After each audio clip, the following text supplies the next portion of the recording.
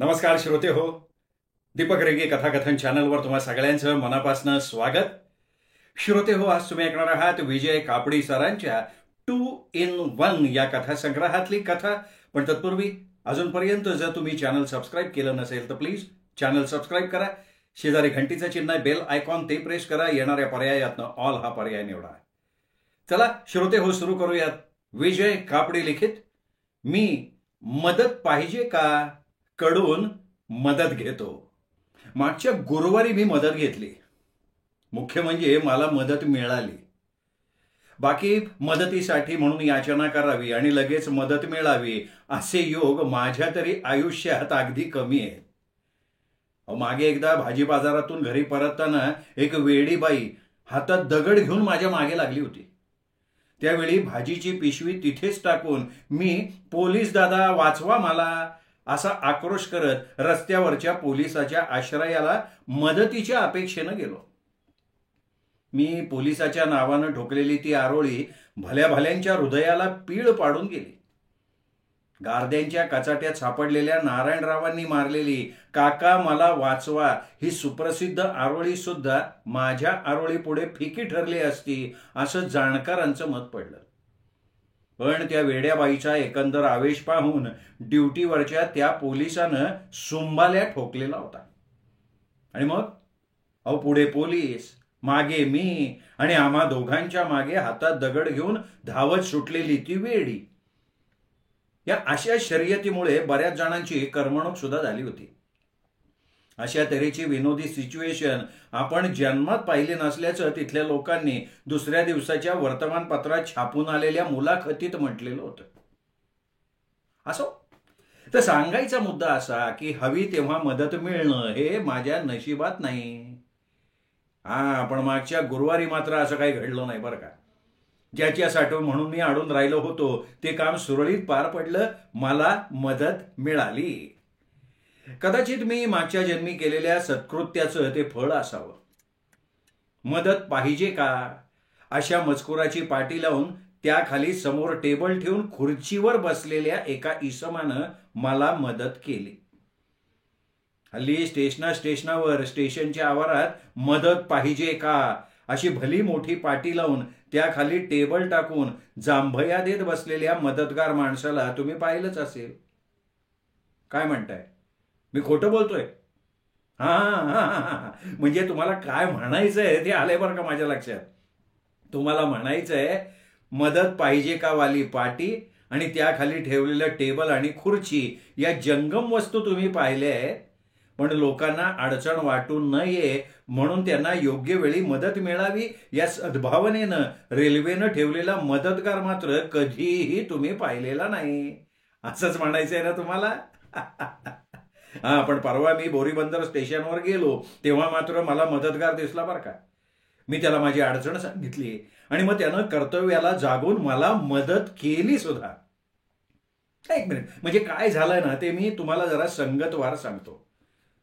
त्याचं असं झालं, आमच्या कल्याण गावच्या काथ्यांचा एक्सपोर्ट करणाऱ्या शाखेचं हेड ऑफिस फोर्टमध्ये आहे आणि वर्षातून एकदा दोनदा 3 महिन्यांसाठी म्हणून आमच्यापैकी कोणाला तरी हेड ऑफिसमध्ये जाऊन काम करायला लागतं. आता हेड ऑफिसात काम करण्यासाठी म्हणून हुशार तल्लख कर्तबगार माणसाची निवड केली पाहिजे असं कंपनीचं धोरण असल्या कारणानं अर्थातच माझे हेड क्लार्क माझी निवड न करता मुकुंदा कुलकर्ण्याला पाठवतात. पण यावेळी मुकुंदा 2 महिन्याच्या रजेवर आणि हुशारीत आणि कर्तबगारीत मुकुंदा खालोखाल माझाच नंबर लागत असल्या कारणानं हेड ऑफिसात काम करण्यासाठी म्हणून मी जावं असं ठरलं. दुसऱ्या दिवशी सकाळी उठून वुलनची पॅन्ट आणि त्यावर टेरिलिनचा निळा बुशर्ट चढवून आमची स्वारी निघाली. हवामान खात्याच्या अंदाजानुसार पाऊस पडणार नव्हता. आमच्या कल्याणमध्ये सुद्धा पाऊस नव्हता. यावरूनच फोर्ट विभागात मुसळधार पाऊस कोसळण्याचा दाट संभव आहे असा अचूक अंदाज करून मी गंबूट चढवले. उजव्या हातात रेनकोटची घडी, डाव्या हातात ब्रीफकेस. आता माझ्या व्यक्तिमत्वात जरा भर पाडावी म्हणून मी ती ब्रीफकेस घेतली होती. वास्तविक ब्रीफकेसमध्ये ठेवलं काहीच नव्हतं आणि डाव्या हातात पावसाळी फेलटॅट घेतली होती. या अशा लव्या जमिनीशी आसमादिकांची स्वारी कल्याण बोरीबंदर फास्टमध्ये चढली. बोरीबंदरला उतरलो, हेडापिसात गेलो, पुण्यात आलेल्या फायली चिवडल्या आणि शेवटी 5:30 वाजता हापीस सुटल्यानंतर बोरीबंदर स्टेशनकडे निघालेल्या तमाम कारकुनांच्या भाऊगर्दीत स्वतःला हरवून बसलो. पोटात भुकेचा डोंब उसळला होता, पाय लटपटत होते. स्टेशनवरच्या हॉटेलात काहीतरी घेतलं पाहिजे असा विचार करून आत जाणार तोच मागे एकदा मुकुंदानं काढलेले उद्गार आठवले. तो म्हणाला होता, पंडितराव, बोरीबंदरला काही खायचं झालं तर साध्या नेहमीच्या हॉटेलात जाऊ नकोस. पुण्याच्या गाड्या सुटतात ना, त्या 12 नंबरच्या फलाटावर ये आणि तिथे असलेल्या व्हीटी कॅन्टीन मध्ये जा. अरे वडा सांबार असा मस्त असतो, खाते रहना भैया, खातेही रहना. मग वडा सांबारची चव घेण्यासाठी म्हणून मी लगेच त्या बाजूला वळालो आणि दर्शनी जे दृश्य दिसलं ते पाहून मी थक्क झालो. अहो, मदत पाहिजे काची भली मोठी पाटी, त्या खाली ठेवलेलं टेबल आणि खुर्चीवर चक्क बसलेला मदतगार. स्वतःच्या डोळ्यावर माझा विश्वास बसेल ना. अतिशय भूक लागल्यामुळे डोळे काम देईन असे झाले काय, या विचाराने मी डोळे पुन्हा पुन्हा चोळले. शेवटी व्हीटी कॅन्टीनचा स्वतः शोध लावण्याऐवजी या मदतगाराला विचारूया, या कामी त्याची मदत घेऊया, अडलेल्या माणसाला मदत करण्याचं भाग्य त्याला मिळवून देऊया, इत्यादी विचार करून मी त्याच्या समोर जाऊन उभा राहिलो आणि हलक्या आवाजात त्याला विचारलं, या पाटीखाली बसण्यासाठी म्हणून तुमची निवड झाली आहे का? अहो, काय हवंय आपल्याला? त्याच्या सुरात विलक्षण माधुर्य होतं. मदत हवी आहे. मग तीच करायला मी बसलोय इथे. सांगा. नाही, ते व्हीटी कॅन्टीन कुठे आहे? तिथे वडा सांबार चांगला मिळतो म्हणे. नाही, तो मिळू दे, पण त्या अगोदर या रजिस्टर मधले कॉलम भरायचे आहेत. तुमचं नाव काय सांगा? एक जाडजूड रजिस्टर पुढं सरकावत त्यांनी माझं नाव विचारलं. मी पंडितराव गबाळे. वय किती वाटतंय? वाटणं नकोय. किती ते सांगा. 40 वर्ष. नोकरीत आहात का बेकार आहात? सर्व्हिसला आहे मी, काथ्यांचा एक्सपोर्ट करणाऱ्या कंपनीत. पगार किती मिळतो? तुम्हाला सांगतो, पगार मी त्याला सांगितला बरं, पण कसं आहे ना, बाईचं वय आणि बुवाचा पगार उघड्यावर सांगायचा नाही म्हणून इथे तुम्हाला मी सांगत नाही, त्याला सांगितलं. छाती किती आहे? फुगवून का न फुगवता? दोन्हीही सांगा. फुगवून 30 इंच, न फुगवता 29.5. फक्त अर्धा इंचच एक्सपांडिंग. आता रेशनिंगच्या धान्यात आणखीन किती फुगणार ना छाती. बरं, वजन? नाही, माहिती नाही, अंदाजाने सांगू? अंदाज बिंदाज इथे चालत नाही मिस्टर. हे बघा, बाजूला यंत्र आहे, 10 पैसे टाका, वजन किती येते पाहून घ्या. तत्परतेनं पुढे जाऊन मी यंत्रात नाणं टाकलं आणि तिकिटाच्या आगमनाची वाट पाहत बसलो. एवढ्या बाजूला नजर गेली. बोर्ड होता, मशीन नादुरुस्त, पैसे घालू नका. आता 10 यार्ड अंतरावर दुसरं यंत्र होतं. 10 पैसे टाकून त्याच्यावर उभा राहिलो. तिकीट आलं. कपाळावरचा घाम पुसला. पुन्हा मदतगार. माझी उलट तपासणी पुन्हा सुरू. किती किलो? 50 किलो. उंची किती? बूट घालून 6 फूट 2 इंच, चपला घालून 6 फूट 1.5 इंच, नुसत्याच पायानं 6 फूट 1 इंच. विस्तार नको हो. आता जरा झटपट उत्तर द्या. विवाहित का अविवाहित? विवाहित. मुलं किती? 2. एक मुलगी, एक मुलगा. इतक्या डिटेलमध्ये नको. आता सांगा, विमा उतरवला असेल तर पॉलिसीचा नंबर? ES 425-983. अच्छा. Motor licence number? मोटर नाही आहे, सायकल आहे, तिचा नंबर सांगू?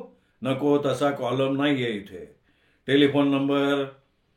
कुठल्या टेलिफोन नंबर म्हणजे घरचा का ऑफिसचा? घरचा. नाही, घरी नाही आहे टेलिफोन. मग ऑफिसचा सांगा पटकन, माझा वेळ घेऊ नका प्लीज. 940-542. आणखीन काही प्रश्न आहेत का? मी सौजन्यानं विचारलं. अहो, माझ्या सासरोबांनी आपली एकुलती एक मुलगी मला देताना सुद्धा एवढे प्रश्न विचारले नव्हते. नाही, संपलं, आता तुम्ही जाऊ शकता. हा? अहो, इतक्या फालतू प्रश्नांची उत्तरं देऊन सुद्धा माझ्या प्रश्नाचं उत्तर मला मिळालंच नव्हतं. का झालंय आता, काही बाकी राहिलंय? हो, पण ते कॅन्टीन कुठे हे तुम्ही सांगितलंच नाही ना. हो, सॉरी सॉरी, कॅन्टीन ना ते काय पलीकडे आहे ते. जरा डाव्या बाजूला वळा, जिना लागेल, जरा वर चढा आणि मग कुणालाही विचारा कॅन्टीन कुठे आहे. विचारलं असतं तर शेमडं पोरग सुद्धा सांगेल. त्याच्या सांगण्याप्रमाणे मी पहिल्यांदा डावीकडे वळलो. लगेच जिना लागला, वर चढलो. समोरून एक म्हातारा येताना दिसला. त्याला विचारलं आणि काय आश्चर्य, मदतगारानं सांगितल्याप्रमाणे त्याने लगेच कॅन्टीन दाखवलं सुद्धा मला. मग वडा सांबार खाल्ला, कॉफी प्यायलो आणि खाली उतरलो. मगापासून मला एक आश्चर्य वाटत होतं की मदत पाहिजे का वाले लोक इतके कामसू केव्हापासून झाले. त्यांच्या वृत्तीतल्या या फरकाला कुठलं बरं कारण घडलं? माझी जिज्ञासा मला काही स्वस्त बसू देईना. मी कॅन्टीनमधनं खाली उतरलो, तो तडक त्या मदतवाल्याकडे गेलो. बघतो तर तिथं आता कोणीच नाही, फक्त खुर्ची, टेबल आणि वरते रजिस्टर. मी थोडा वेळ थांबलो आणि मग तो बेपत्ता झालाय अशी खात्री पटल्यावर मी गाडी गाठायला वळलो. बापरे, अहो 6:37ची कल्याण फास्ट निघायची वेतत होती. मी पळत पळत गेलो, गाडी गाठली. एका मोकळ्या सीटवर आसन टेकल्यावर समोर बघितलं तर तो मदतगार माझ्या समोरच्या सीटवर बसला होता. मी हसलो आणि म्हणालो, अरे वा, संपली वाटतं तुमची ड्युटी. ड्युटी? कसली ड्युटी? त्याच्या प्रतिप्रश्नाचं नवल वाटलं मला. मी त्याला विचारलं, अहो म्हणजे काय, तुम्ही ते मदत पाहिजे काचं काम करताय ना? तो मोठ्याने हसला आणि म्हणाला, नाही हो नाही, मी एका ऑफिसमध्ये क्लार्क आहे. आज जरा लवकर स्टेशनवर आलो. 6:37ची गाडी सुटायला बराच वेळ होता. कुठे बसावं असा विचार करतोय, तर मदत पाहिजे काची टेबल खुर्ची रिकामी दिसली. बसलो, तितक्यात तुम्ही आलात. मंडळी, आता मी त्या खुर्चीवर कधीतरी बसणार आहे आणि कुणातरी गरजूला अशीच मदत सुद्धा करणार आहे. श्रोते हो, ही होती विजय कापडी सरांची कथा, मदत पाहिजे का कडून मी मदत घेतो. कथा आवडली असेल लाईक करा. आपल्या आयुष्यात असे अनुभव येत राहतात. चॅनल सबस्क्राईब करायचं राहिलं असेल तर चॅनल सबस्क्राईब करा. पुन्हा भेटूयात अशाच उत्तम कथेसह. तोपर्यंत नमस्कार मित्रो.